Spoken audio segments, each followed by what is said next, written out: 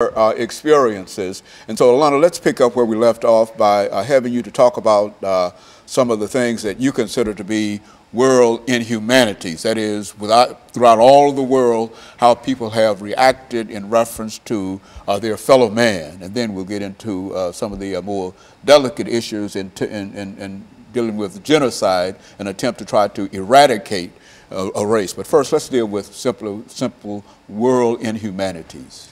Well, if you're just tuning in the first segment, I mentioned what the difference between a world inhumanity and genocide was. Genocide is killing off a race with the purpose being to eradicate the world of that race. And a world inhumanity is not necessarily to rid the world of that race, but to cause that race pain or suffering.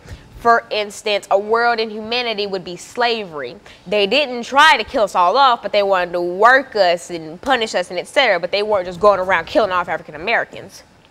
An example of genocide would be the Rwandan genocide, which I will talk about in the next segment, which was the Tutsis and the Hutus in Rwanda. Another example of a world inhumanity would be the shooting at the gay club in Orlando earlier this week.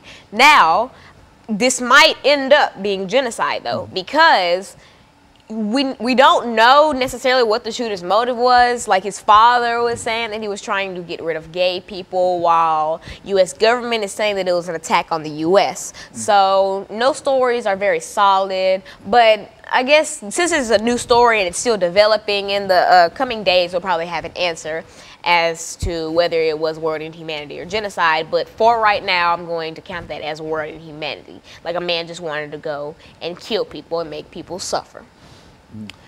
A big world inhumanity that a lot of people in the U.S. are familiar with, and especially Tennesseans, is the Trail of Tears.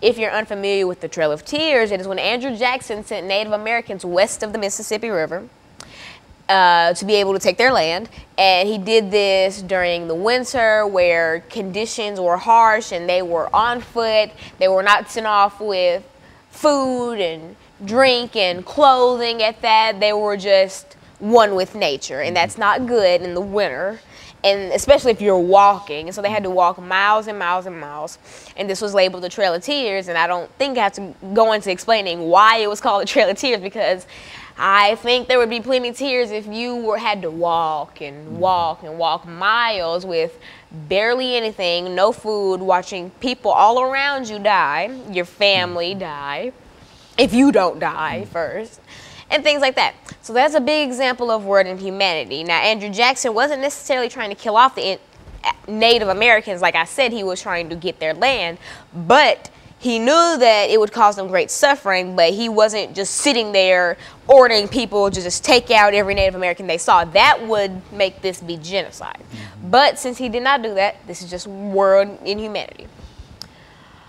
Another big example, Columbine, was world inhumanity. Say that the two shooters at the school weren't trying to rid the world of their students, of their classmates. They were trying to simply hurt them or kill them.